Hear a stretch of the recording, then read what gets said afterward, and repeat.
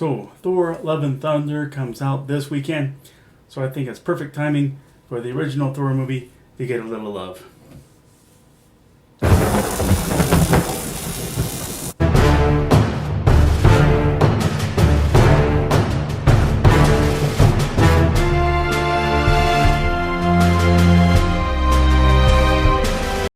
Welcome to my channel, KC, that's me, Carrie Chug, the Sledge storyteller, here to talk about the wonderful world of storytelling and to open up discussion about how we can tell the best stories we can by using movies, talking about the good, talking about the bad, from a storytelling standpoint.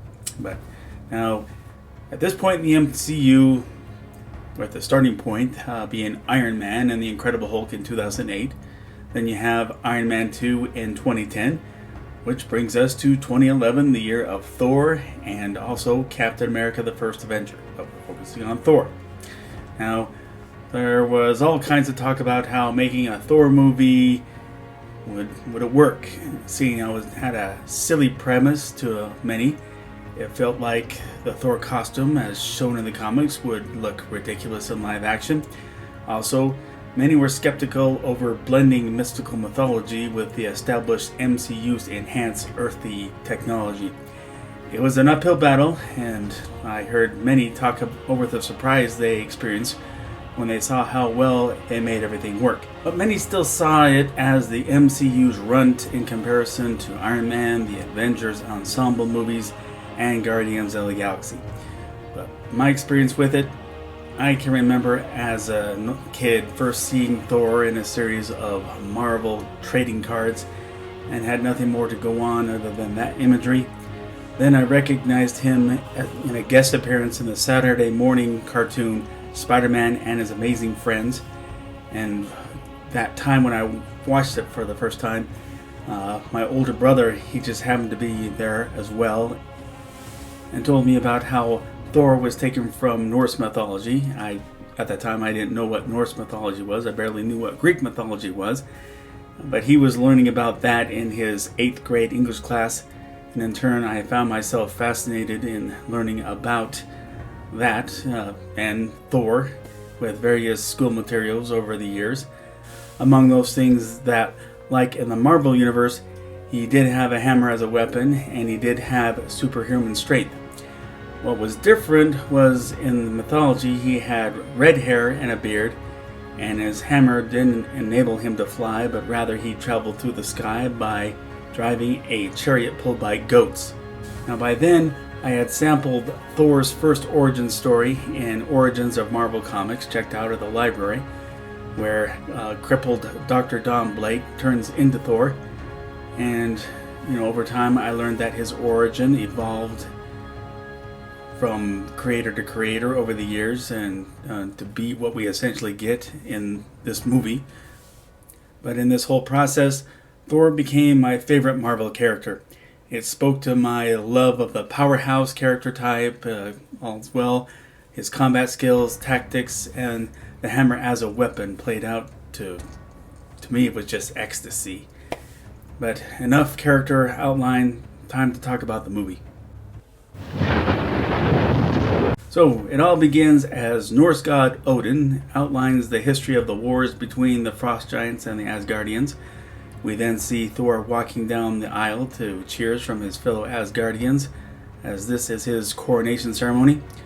Proud Father Odin leads his son in the royal oaths required of a new king, and Thor swears that he will defend the 9 realms, preserve the peace, cast aside all selfish ambitions, and pledge himself only to the good of the realms.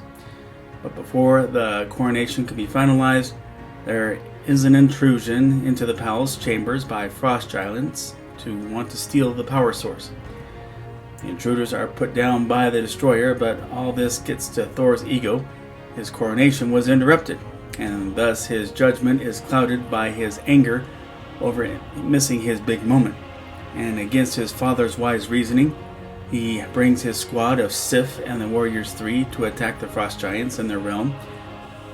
The dust settles as Odin steps in, and while he expresses his anger at his disobedient son over creating new tension with the Frost Giants, He makes every effort to use reasoning to counsel him to be more diplomatic in his dealings. Thor is enraged at his father, calling him an old man and a fool, which become words he wishes he could take back when Odin agrees with the statement, but that his foolishness rested in believing that he was ready to be king. He in turn strips his son of all his authority and power in the Asgardian realm, and declares him unworthy to carry Mjolnir, and sends him to Earth, where he must go through mortality's school of hard knocks.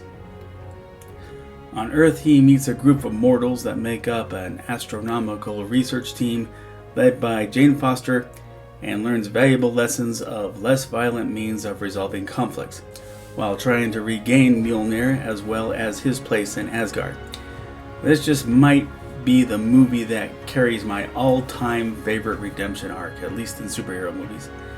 I believe Odin and his reasoning behind the decision he makes that puts Thor at rock bottom, and I believe Thor and the path he struggles through to accomplish his quest, while figuring out what is the most fulfilling reason in accomplishing that. And Thor's big moment toward the end is rendered beautifully. Thor realizes that he has become a liability, throws himself at Loki's mercy, accepts his fate, whatever it may be, and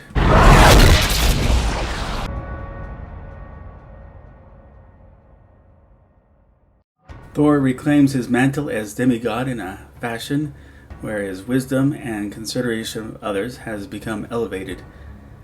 But it felt like Marvel found the perfect director in Kenneth Branagh to give it enough of a noble Shakespearean feel and bring it down to earth to give it a fish out of water setting in such beautiful fashion. Chris Hemsworth came out of Hollywood obscurity and delivered a convincing performance, as I had outlined earlier. The performance is one key side of that beloved redemption arc. Anthony Hopkins, obviously the other key side of the redemption arc. And who else would you want in his role? Most other actors would shrink from Thor's loud arrogance. Tom Hiddleston, I do think he truly did not blossom as Loki until the first Avengers movie, but his performance was perfect as the jealous, even more arrogant brother. Natalie Portman ably played the ambitious Jane Foster and her focus on astronomical phenomenon, and she warms up to Thor in a convincing fashion. Kat Dennings as Darcy, the perfect comedic foil to the more serious Jane. Stellan Skarsgård as Erik Selvig does not go by unnoticed, helping Jane steer herself in the right direction and dealing with Thor with suspicion.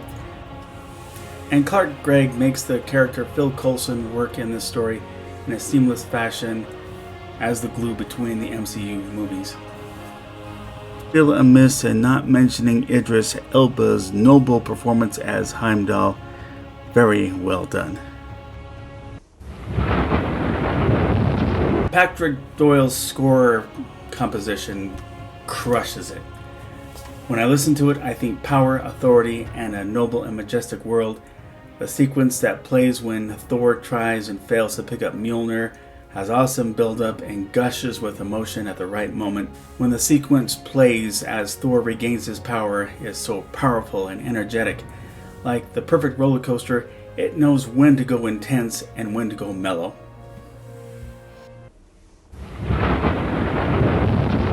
As a movie, Thor brings the drama with Thor's redemption arc, the sibling rivalry between the two brothers, and yes, even the daddy issues. The action is perfectly balanced where you won't mistake it for cheap 80s or 90s action because it's depicted in a way that interweaves through the drama. I love that it knows what humor can come from the fish out of water element and the Shakespearean aspect of it. You'll find that comedy worked very well in the Shakespearean plays, and Kenneth Branagh, he directed Hamlet. He knows Shakespeare, and he knows what humor works in a Shakespearean element. Romance, yeah, rushed, much like 9 out of every 10 romance movies, but the chemistry between Hemsworth and Portman works, so it gets a passing grade from me. But in the end, not ashamed to say that it's my favorite solo MCU film. But that's my take on the Thor movie, first one. Thank you for watching. Agree, disagree, something I left out. please let me know in the comment section. If you like this video, please click like. If you like this channel, please click subscribe or follow me on Instagram.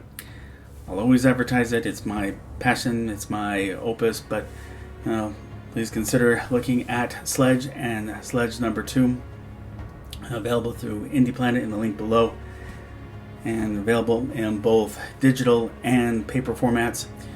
Sledge number 1 is also available in both formats in Kindle. But let's all look for civility amid all the bad news out there about social, political strife, international relations, as well as the pandemic. And let's follow the precautions that have been given to us in trying to nip this thing in the bud. But thanks for watching, everyone. Be safe, and God bless.